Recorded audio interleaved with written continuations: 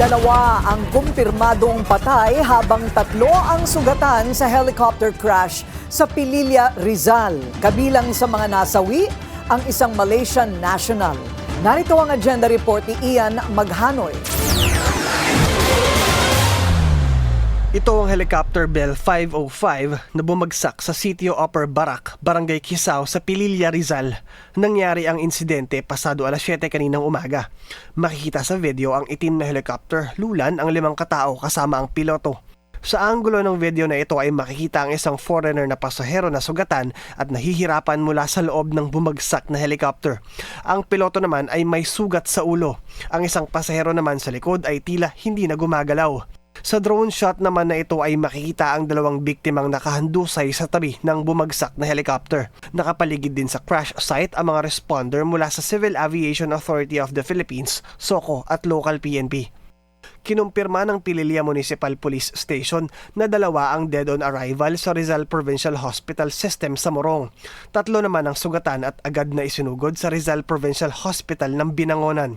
Kasama sa mga nasawi ay ang isang Malaysian na pasahero. Yung 3 po ay mukha naman po mga Pilipino, nagtatagalog, nakausap pa po natin. Then yung 2 po ay foreign looking po. Medyo parang Malaysian po yung lumalabas na kanilang nationality. Base sa inisyal na investigasyon, galing ang chopper mula Ortigas, Pasig City, patungong Ginyangan, Quezon Province.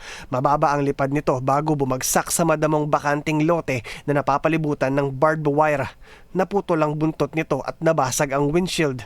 Sa ayon po dun sa nakakita na si alias Mark ay wala naman pong pag-ikot siyang napansin kung di bigla ang paglaglag ng helicopter. Wala pong usok.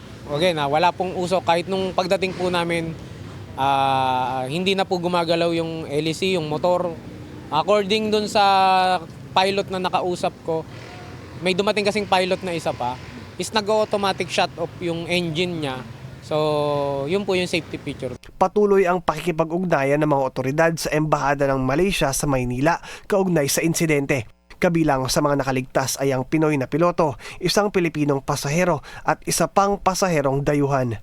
Para sa agenda, Ian Maghanoy, Bilyonaryo News Channel. Manatiling nakatutok sa Bilyonaryo News Channel. Sumubaybay sa aming social media accounts at mag-subscribe sa aming YouTube channel para sa mga bago at eksklusibong balita.